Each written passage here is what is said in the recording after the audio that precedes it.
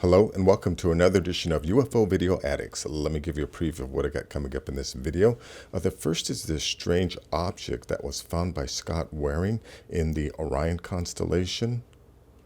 Also have another video by Mary Hall taken from the International Space Station that seems to show like hundreds of crafts or something flying over planet Earth. And here's an old video from 1956 about flying saucers. So, disclosure has been taking place. It's not something that's going to take place. And let's see, this is something I found on Reddit. It's just the illustration of about a UFO encounter by a farmer who was paralyzed by these two aliens that landed on his farm. Also found this on Reddit. And I don't know, it's just this two crawlers sighted by Urbex Hill while exploring tunnels, and you'll see these eyes pop out of the darkness here. And let's see, this video, I mean, this is, I'm not too sure if this is real or not. I want to say it's fake, that someone is back behind this tree, but that's a kind of a thin tree if this thing is real. And, I've been posting those videos about those little like the Atacama humanoids. So I wonder if this is something similar and if it's real. Also have this video, it's very interesting. It's about different blood types. And, my belief that there's no way, we would have different blood types if we all came from the same, singular source. I think the fact that we have different blood types, somewhere in our ancient past, I think an alien race introduced themselves to this planet and integrated into the world population.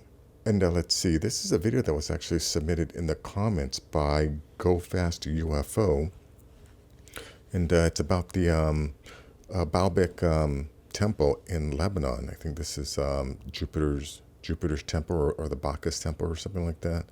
But anyways, we'll take a look at that. And then last is this very interesting document from 2007. But it was, I guess it's the notes that were given, from the keynote address or something. Consideration for future scenarios, low probability, high impact, and black swan events. But this was, presented to the World Trade Organization, World Bank, IMF, and UN. But a lot of the things that they talk about here have actually come to pass, or are currently happening now. So I think this was like a roadmap of what's been going on. Anyways, a look at that. So let's take a look at this video here. This is from Scott Waring, but this is from of Sound, Mind, and Body. Let me just play a little bit of this, where he zooms into this thing. Let me just back up a little, where he talks about seeing this thing.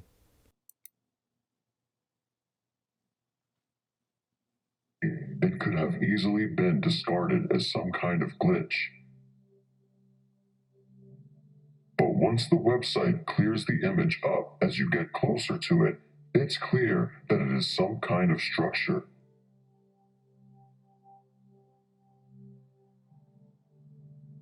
Mr. Waring said in his analysis of the object to imagine an alien civilization that was more advanced than we are, so much so that maybe they didn't need planets anymore, and that they could just build structures like this that are much bigger than planets.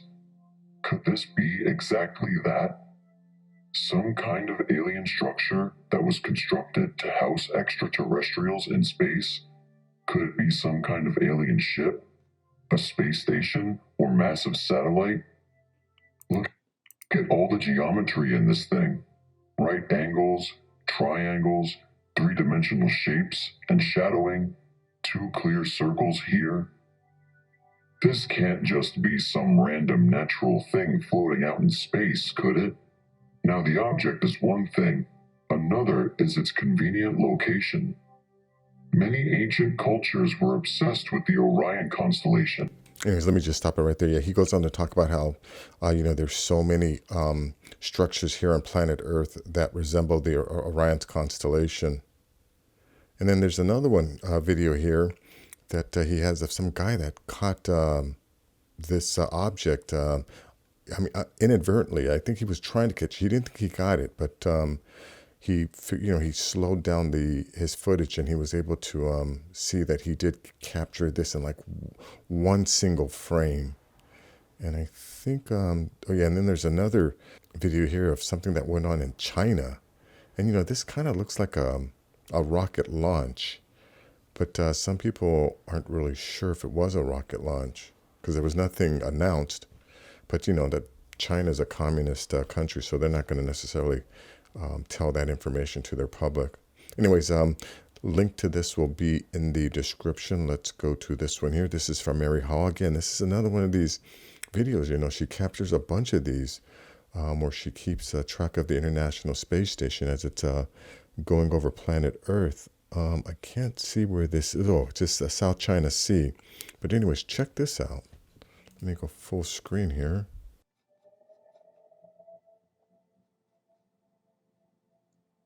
Right, look at all this movement.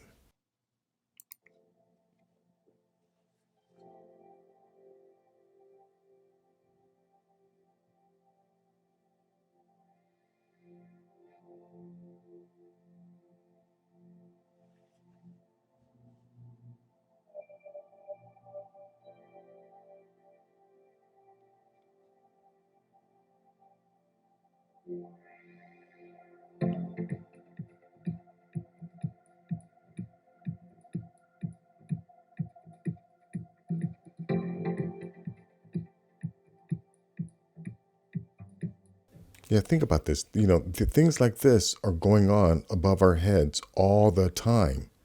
Now, in this video, I'm pretty sure some of these static lights are just city lights. But these other ones, or maybe they're stars. I don't know. If this is looking down on the South China Sea, they're possibly just city lights.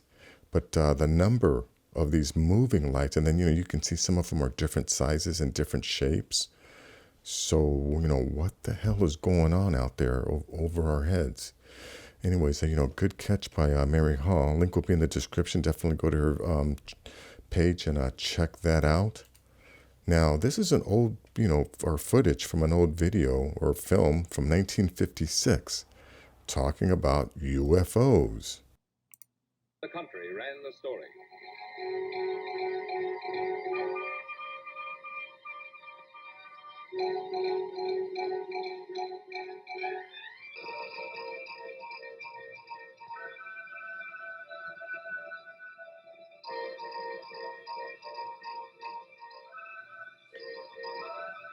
I don't want to play too much more of this because they'll hit me with a copyright violation. But you can see, this is an hour and a half film about UFOs from the 1950s. This is 1956.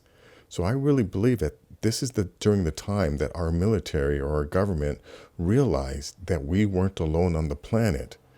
And that's when, they decided they got the Majestic 12 together, and they came up with this plan to discredit people and to put people into key positions at different television stations and radio stations, and to ridicule and start that whole campaign of discrediting anyone who wanted to talk about this.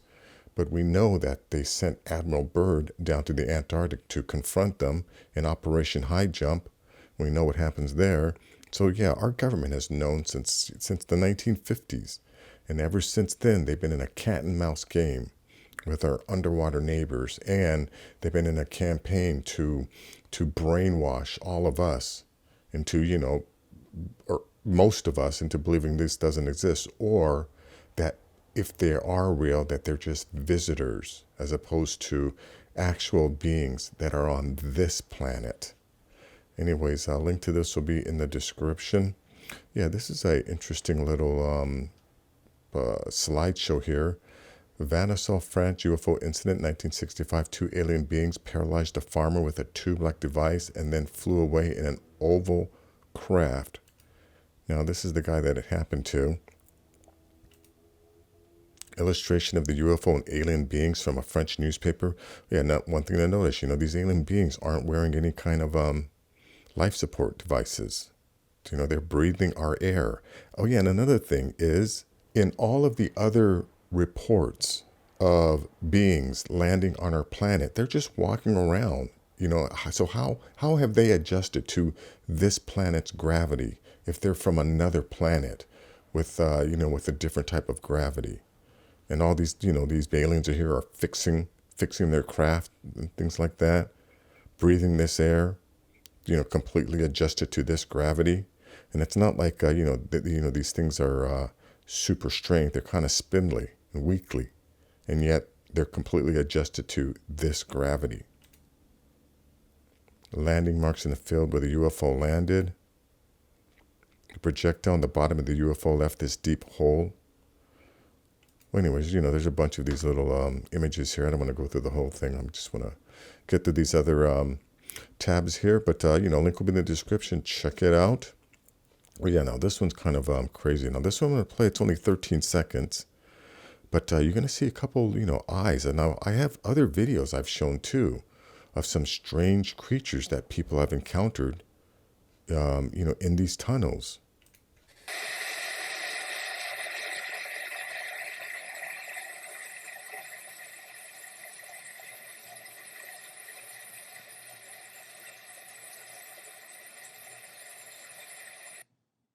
Wow, let's watch that again.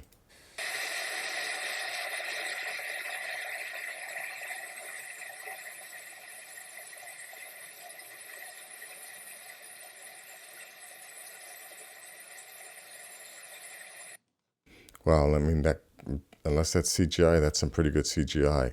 Anyways, link will be in the description. Let's go to this one. Yeah, this one here, I mean, this kind of looks kind of janky, but I mean, I guess you could set something up. But, this tree here just looks a little too thin or for someone to hide behind. Not to say it couldn't be done, or, there's another way they could have done this, but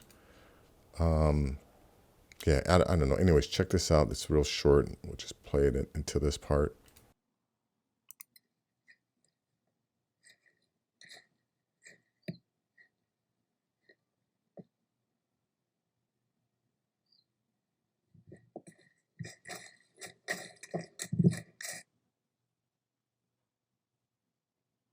Yeah, see, that's it. Now, the thing about this is I don't think the guy noticed, which makes me, believe that this wasn't like a setup. Otherwise, I think if it was like a staged event, he would have yelled and screamed and probably run off or something like that. I mean, unless, he's a good director who made it look realistic. But, who knows? Link will be in the description. Let's see. And yeah, now this one here, it's about the different blood types and why I believe that, I don't think every one of us or every single race is necessarily from this planet. I definitely believe that somewhere in the ancient past, some other advanced civilizations landed on this planet and integrated themselves into the other ancient societies. But anyways, let me just play a little bit of this. O is recessive. So A and A gives you type A blood, while B and B gives you type B. If you inherit one of each, the resulting codominance will produce both A and B antigens, which is type AB. The O allele is recessive, so either of the others will override it when they're paired, resulting in either type A or type B. But if you happen to inherit two O's, instructions will be expressed that make blood cells without the A or the B antigen. Because of these interactions, knowing both parents' blood types lets us predict the relative probability of their children's blood types. Why do blood types matter? For blood transfusions, finding the correct one is a matter of life and death.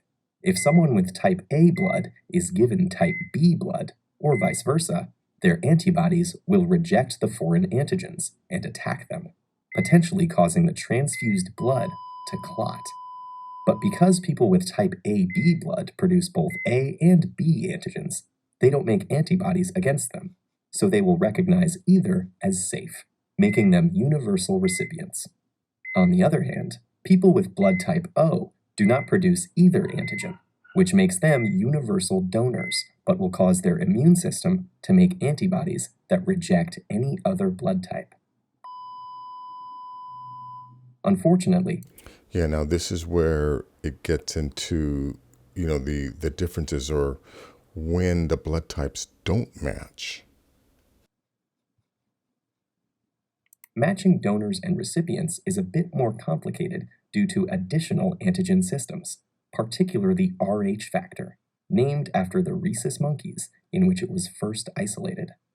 Rh plus or Rh minus refers to the presence or absence of the D antigen of the Rh blood group system, and in addition to impeding some blood transfusions, it can cause severe complications in pregnancy. If an Rh negative mother is carrying an Rh positive child, her body will produce Rh antibodies that may cross the placenta and attack the fetus, a condition known as hemolytic disease of the newborn. Yeah, see this, if we all came from the same source, I don't understand how this would happen.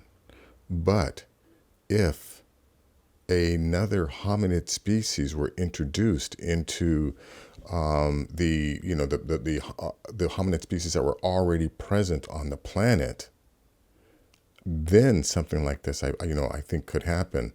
And I'm starting to think that in the ancient past, there were advanced beings in the oceans, and for whatever reason, like they say in the Sumerian texts that were interpreted by Sitchin, right?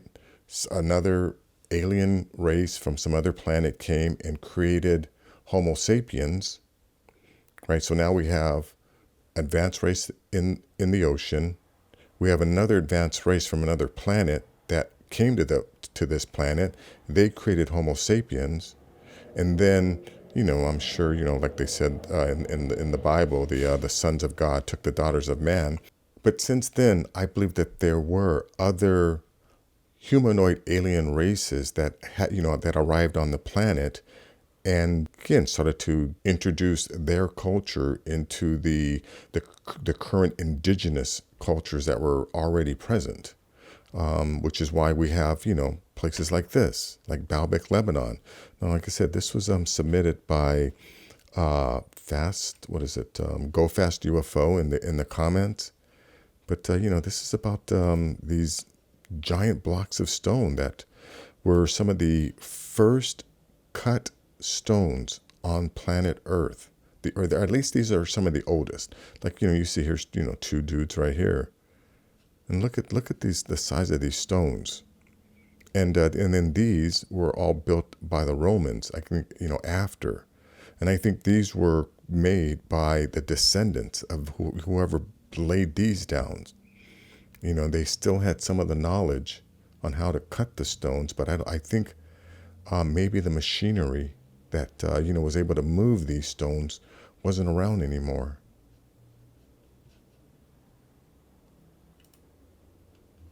But look at here. Look at this from this perspective here. Down here in the left corner is a person. Look at the size of these stones. These are the oldest stones or some of the oldest stones on the planet, oldest cut stones on the planet.